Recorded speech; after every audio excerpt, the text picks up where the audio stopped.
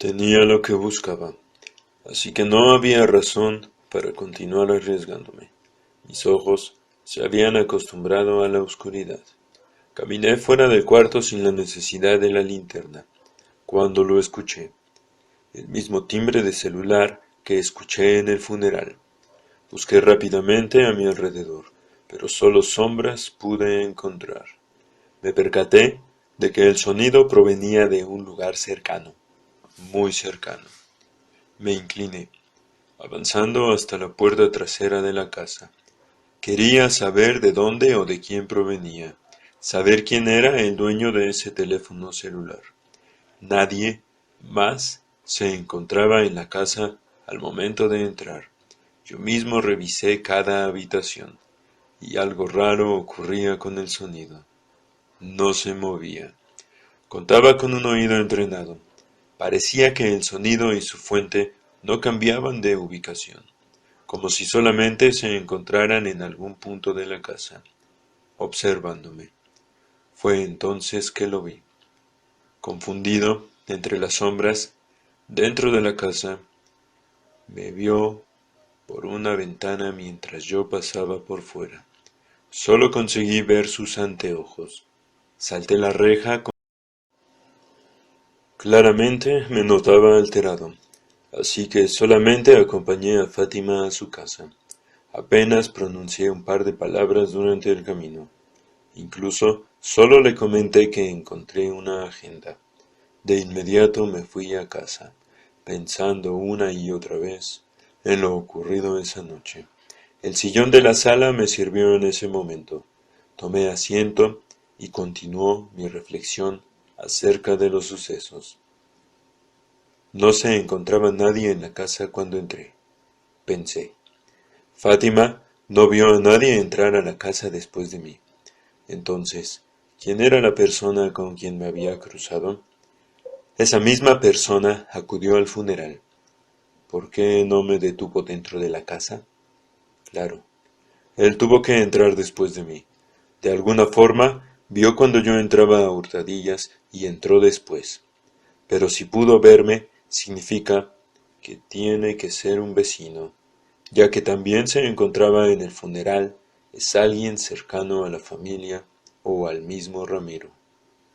¿Por qué no detenerme? ¿Por qué solo observar mis movimientos? Los pensamientos en mi mente permanecieron en silencio por unos segundos. Después, continuó mi reflexión. Solo quedaba una hipótesis más. Ahora creía menos en la posibilidad de que se tratara de un accidente. Quizás esa sombra en la casa era la del mismo asesino. De ser cierto, tenía que prestar atención a lo que vi en ella. No le importó el hecho de que yo lo descubriera. Incluso se hizo escuchar a propósito. Quería ser descubierto.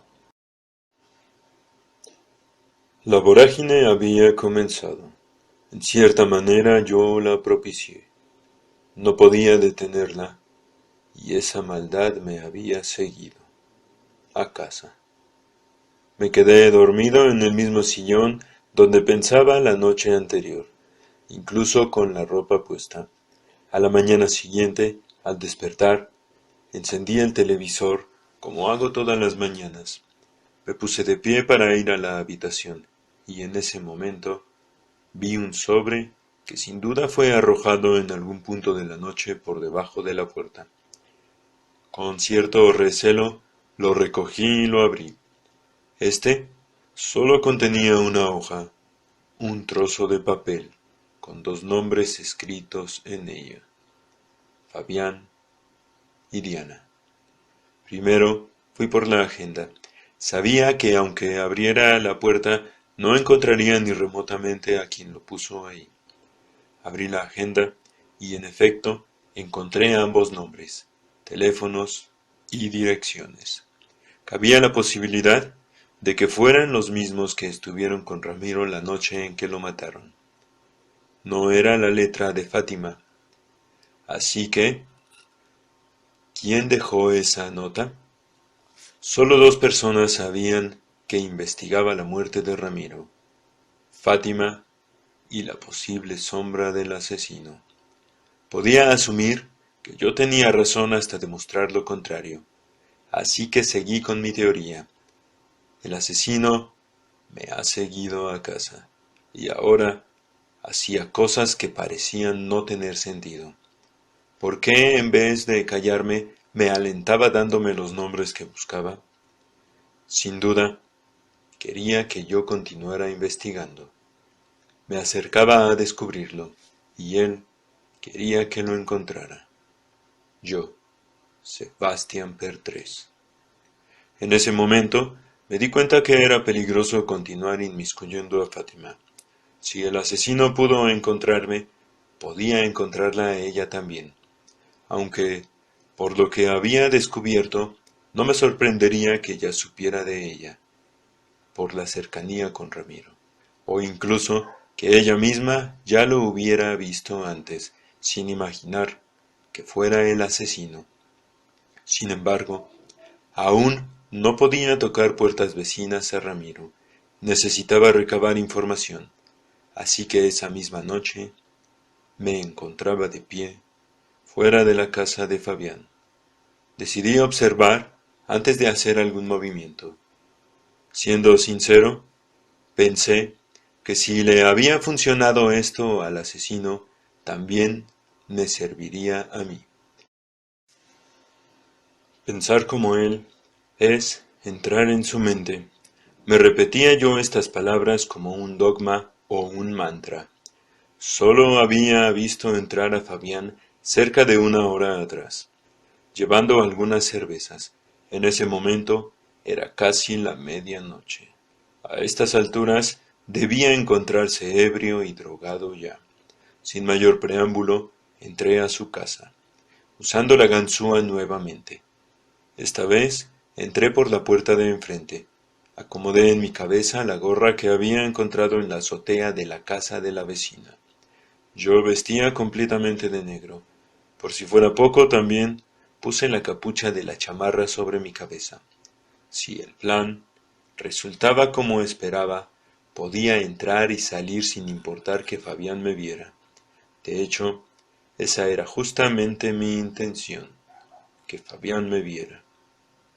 Cerré la puerta detrás de mí. De inmediato apagué el primer foco que iluminaba el corredor. A mi izquierda encontré una habitación. También apagué la luz. Y así apagué de una en una todas las luces de la casa. Todo iba quedando en penumbras a mi paso. Poco a poco me fui convirtiendo en una sombra también, hasta que solo quedó una luz encendida, la del cuarto de Fabián. Me paré en el umbral de la puerta entrecerrada. Efectivamente, Fabián se encontraba ya ebrio y drogado. Pasé más de 10 minutos de pie, observándolo, hasta que se diera cuenta de mi presencia. Eso era lo que yo quería, tomar ventaja de su temor. Cuando se dio cuenta de mi presencia, no pudo evitar dar un salto hacia atrás, aunque lo único que encontró fue el respaldo del sillón, aferrándose a él. Debí haber entrado de forma tan intempestiva, porque solo gimió un par de veces y comenzó a hablar. No, ¿otra vez tú?, dijo entre sollozos. ¿Otra vez tú?, pensé. No era la primera vez que Fabián veía una sombra familiar. Sabía de psicología a pesar de no estar estudiándola, así que pude manejarlo fácilmente.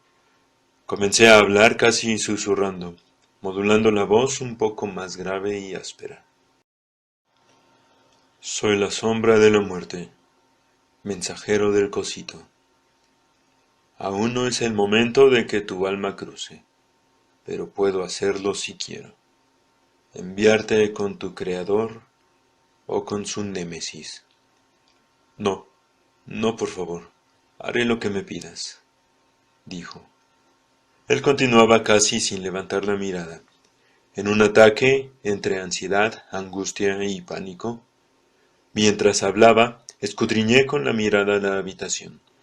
En la misma mesa que tenía frente a él, yacía una hoja de periódico con marihuana. Fabián tenía hechos ya algunos cigarros, al menos 10. La otra sombra que has visto, justo el día que murió Ramiro, es un fugitivo de las orillas del Aqueronte. Solo dame información de tu amigo y de la sombra, y me marcharé en paz. Te prometo que no volverás a verme, al menos hasta que en verdad sea tu turno. Si pudiera hacer algo para que ese día no llegara nunca, al menos espero que tus palabras sean honestas, dijo Fabián. La otra sombra solo la vi por algunos segundos. Diana y yo salíamos de casa de Ramiro. Vi la sombra en el techo de la casa. Fue tan solo un segundo, pero pude distinguir que tenía algo parecido a unos lentes. Al día siguiente me enteré de la muerte de Ramiro y supe que la sombra que vi había venido por él. El miedo se apoderó de mí y apenas he salido de mi casa desde entonces. Ahora aquí estás tú, y no quiero morir igual que Ramiro. En ese momento los sollozos apagados en su garganta se incrementaron. Fabián comenzaba a llorar casi abiertamente. No tenía tiempo para esperar a que se tranquilizara. Alguien podía entrar y aún faltaba información. Lo que Fabián dijo acerca de la sombra, estoy seguro que nadie le creería, ya que él se encontraba drogado y quizá también ebrio al momento de ver al asesino. Sin embargo, yo lo vi también. El detalle de las gafas. No cabe duda, la misma sombra que cruzó su camino conmigo fue la misma que dio muerte a Ramiro. ¿Por qué no matarme dentro de la casa? No tenía sentido. ¡Silencio!, le grité, justo al momento de dar 2 pasos hacia adelante y colocar violentamente ambas palmas de mis manos sobre la mesa, ahora entre nosotros. Las lágrimas no me sirven de nada. Son tus palabras las que me importan. Ramiro, cuando tú te fuiste, ¿quién se quedó con él? Su mente se encontraba tan asustada que ni siquiera notó que sabía su nombre. Nadie. No había nadie en su casa, respondió. ¿Él ya se encontraba inconsciente a causa del alcohol?, pregunté. Esa noche no bebimos vodka. Supe que esa sería la mayor información que obtendría de él. Si una sola palabra es mentira. La amenaza surgió de mis labios por sí misma. Volveré y juro por las cabezas de cancerbero que se alimentará de tu carne. ¿Escuchaste? Juro que digo la verdad. Fue lo último que dijo antes de comenzar a sollozar nuevamente. Al fin quité las manos de la mesa, incorporándome. Permanecí de pie, dándole la espalda por un segundo. Vi que el interruptor de la luz se encontraba frente a mí. Lo apagué de un solo movimiento. Al fin, la casa quedó en completa oscuridad. Cuando Fabián reunió el valor suficiente para encender de nuevo la luz, yo ya había desaparecido. Para ese momento, ya caminaba por la calle. La adrenalina corría por mis arterias.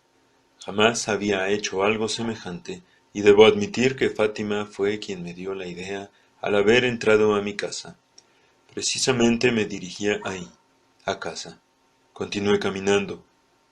Hacía días que no llovía, así que una tormenta prometía azotar la ciudad con inclemente fuerza, mientras que los relámpagos iluminaban la calle de tanto en tanto. Di la vuelta en una esquina, y fue ahí en donde me percaté. Alguien venía siguiéndome. Una sombra con gafas. De golpe, giré por completo dándole la cara. Debí hacerlo muy rápido, ya que no tuvo oportunidad de esconderse. O no quiso. Éramos los únicos en la calle. Solamente 2 sombras que permanecían frente a frente. Él se detuvo también. Mi ritmo cardíaco se aceleraba cada vez más y la sombra comenzó a caminar nuevamente, directo hacia mí. En ese momento tenía dos opciones: quedarme y averiguar qué tramaba o huir. Elegí la primera. Cuando se acercó a una distancia considerable, tomé mis precauciones. No olviden que se trataba de un asesino, y de ser necesario, defendería mi vida de cualquier forma. Hice un movimiento como si fuera a sacar un arma de entre mi espalda y la chamarra. Claro que esto solo era una farsa. En realidad, no llevaba un arma conmigo. Funcionó, ya que de inmediato se detuvo, descubriendo algo en él. También daba sus pasos a la expectativa de lo que yo hiciera. Solo un par de metros nos separaban. Abrió las manos, dejándome ver que no iba armado. Vengo en paz. Estoy seguro que, al igual que yo, tienes muchas preguntas en tu mente acerca del hombre que cada uno de nosotros tiene enfrente. Su voz, pensé, sus palabras, eran de un hombre que pensaba muy bien cada movimiento. Él continuó. Antes que nada, me gustaría saber la identidad de quien podría ser mi némesis. ¿Némesis? Pensé. Recordé haberlo dicho en casa de Fabián. Prestaba extrema atención a cada una de sus palabras. Sin embargo, continuó hablando, no puedo exigir tal cosa sin antes presentarme yo mismo. Y si después de eso no lo haces, sería una grave falta de respeto. Pensé que él me presionaba para que no tuviera opción más que responder. No debía permitirle que tomara el control de la conversación, así que él continuó hablando. Mi nombre es Rom Itari. Quiero decir, mi verdadero nombre es Rom Itari, aunque mi esposa y vecinos me llaman Damián Robles. No respondí inmediatamente. Como dije, debía ser muy cauteloso en la información que revelara. Mi nombre es Sebastián, y en efecto, hay algunas preguntas que... Interrumpí mi frase a propósito. De hecho, más que preguntas, son conclusiones a las que he llegado y quisiera saber si he acertado. Veo que sí. Tenía razón en pensar que debía ser vecino de Ramiro. Me pregunto en cuántas cosas más tengo razón. Veo una arrogancia desmedida en ti, me dijo él. Yo también he llegado a algunas conclusiones acerca de tu persona. Aquí, él había cometido su primer error, pensé. Empatía hacia mí. Continué escuchándolo. Tú y yo no somos tan distintos. De hecho, somos iguales. Cuando entraste a casa de Ramiro, te vi desde la ventana al momento justo en que saltaste la reja. De inmediato la curiosidad me invadió, al igual a como lo hace contigo. Cuando te observé, vi tu habilidad para moverte entre las sombras, incluso hace un momento en casa de Fabián. No tuviste reparo en engañarlo, para obtener lo que querías. Admito que al ver al pobre diablo estuve a punto de reír en varias ocasiones. De inmediato yo pensé que él estuvo observándome todo el tiempo y ni siquiera me percaté. No demostré ninguna expresión. Lo continué escuchando. Solo hay algo que no he averiguado. Entrar a la casa de Ramiro es sencillo, tomarlo por sorpresa también, ya que se encontraba inconsciente. Ahí es donde te equivocas, me interrumpió. Continué hablando. Solo hay algo que no he averiguado. Entrar a la casa de Ramiro es sencillo, tomarlo por sorpresa también, ya que se encontraba inconsciente. Ahí es donde te equivocas, Sebastián, me interrumpió. ¿Lo ves? Tu arrogancia puede ser una desventaja, ya que no se encontraba para nada inconsciente. De hecho, lo mantuve despierto en todo momento hasta el final. En ese momento mi rostro debió expresar asombro, ya que él, Romitari, sonrió maliciosamente y continuó. El alcohol que consumió hizo parte del trabajo, así que cuando le di la primer carga de cocaína, no pudo mover una sola parte de su cuerpo, pero sin duda alguna permaneció despierto. ¿Descarga? Pregunté. No entiendo.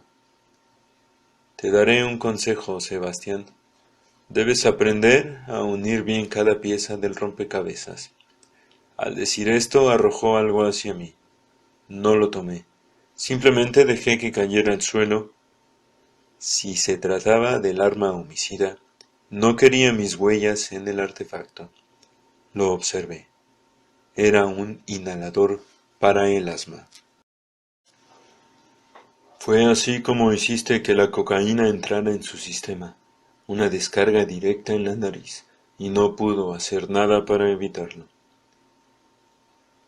Solo que para conseguir un ataque al corazón, Sebastián, se necesita más, mucho más que una sola descarga.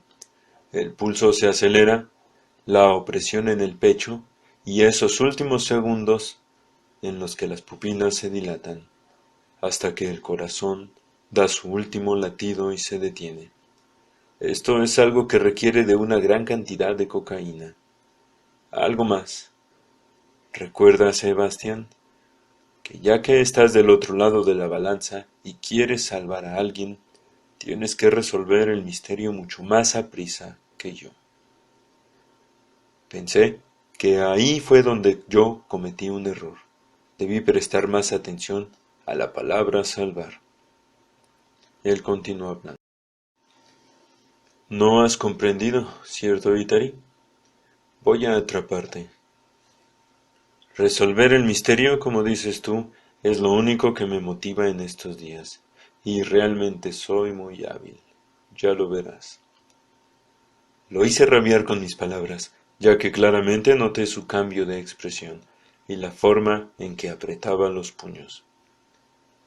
Tú eres el que no entiende nada, Sebastián. Recién comienzas con tu investigación de los hechos. Aquí, el asesino comenzó a calmarse nuevamente, y continuó. Y fue tan solo por una casualidad. Eso es lo que me molesta. Yo soy lo que soy desde hace tanto tiempo, que no imaginas la ventaja que llevo. Pensé que había conseguido tomar el control de la conversación con él, haciéndolo enojar. Ahora estaría dispuesto a decirme todo si yo seguía indagando. ¿No es tu primer crimen? Pregunté. Una risa estrepitosa resonó en toda la calle antes de que él respondiera. Por supuesto que no, y no será el último. Eso está por verse, le advertí. La ira lo invadió de nuevo, y esta vez sus palabras fueron dichas con enojo. Sebastián, yo comencé hace años. Supe que al robar la identidad de una de mis víctimas, como lo fue Damián Robles, me daría la posibilidad de moverme entre la sociedad sin ser detectado y continuar haciendo mi trabajo. ¿Le llamas trabajo a asesinar personas? Le pregunté. Lo que yo hago no tiene nada que ver con el bien y el mal, o con la justicia. No, Sebastián. Lo hago por la misma razón por la cual tú comenzaste a indagar. Un tanto por aburrimiento, sí, pero un cierto grado de destino rige nuestras vidas, y la otra parte la decidimos nosotros. Al terminar estas palabras, Romitari observó el reloj y continuó. Creo que ya tenemos las respuestas que queríamos. ¿Argumentas que vas a detenerme, Sebastián? Hazlo. Te reto a que lo hagas. Incluso te voy a obligar a que lo hagas. No puedes comenzar una guerra sin esperar un contraataque. Debiste pensar en ello antes. Si sobrevives a lo que viene, Sebastián, y continúas queriéndome detener, no tendré más remedio que cavar también una tumba para ti. Tal vez no hoy, pero te prometo que algún día lo haré. Esta vez puse atención a las palabras correctas. ¿Si sobrevivo a lo que viene?, pregunté. Su expresión cambió por completo en un segundo. A diferencia de antes, demostraba una gran ira hacia mí. A pesar de que, como mi rival, te guardo respeto, durante años nadie descubrió lo que ocultó en las muertes que dejaba a mi paso. Lo oculto en las muertes que dejaba a mi paso. Incluso me casé para tener una coartada. Todo marchaba tan bien que incluso la policía jamás sospechó de alguien como yo. Pero tú, Sebastián, tú lo has descubierto. Ni siquiera eres policía o investigador privado. Eres solo un joven aburrido que por accidente y casualidad descubrió todo. Además, debo aceptar que a mí también me encantan los retos, lo cual significa que debo superarte con algo que esté a la altura de la situación y de tu intelecto. En ese momento hubo algo en él, detrás de sus lentes, una sonrisa aterradora, una mirada, una expresión de malicia y placer al decir sus palabras, y comprendí que había caído en su trampa. Mantuve el control. Mi mente y corazón se agitaban de nuevo. Intenté mantenerme en calma, o al menos aparentar. Tu error, Itari, fue y es creer que yo no puedo adelantarme a tus pasos. De no ser así, no nos encontraríamos aquí. Me has tomado por sorpresa, pero acepto tu reto. Y no solo eso, lo resolveré. Y si lastimas a algún conocido mío, será mejor que si sobrevivo a lo que viene, corras. Corras tan rápido como puedas, porque te encontraré y sabes bien que no te trataré como lo haría un policía. Ya que estás tan seguro de que somos iguales, deberías saberlo. Podía ver claramente la ira que yo provocaba en Itari. Si él tenía razón, y nos parecíamos más de lo que yo creía, el hecho de descontrolar sus emociones de la forma en la que lo hice durante ese primer encuentro, creo que fue la causa de que 15 años más tarde, él me torturara de la forma en que lo hizo, cuando al fin me atrapó, como prometió en ese encuentro, aunque sin matarme. Así que, ¿cuál es el juego?, le pregunté. Lo que hacemos todos desde que nacemos, Sebastián, tomar decisiones que te afectan a ti o a los demás. Solo que en esta ocasión, un inocente morirá por la decisión que tomes ahora. Puedes detenerme en este instante, atraparme y entregarme a la policía. Quizá no vuelva a asesinar a alguien por algún tiempo. O tú eres quien debería comenzar a correr, en este instante. Porque también debes vencer al tiempo. Ve a tu casa, Sebastián. Busca la sangre y encontrarás la tinta. Ya has perdido demasiado tiempo. El silencio se hizo presente entre los dos por algunos instantes. Ambas miradas se mantenían fijamente una sobre la otra, justo como al comienzo. En algún momento, Itari, tarde o temprano, cometerás más errores como los que has cometido esta noche, y haré que caigas. Veremos entonces, Sebastián, antes de que uno de nosotros dos muera, un encuentro formidable entre dos grandes mentes que jamás debieron cruzarse. O tal vez sí.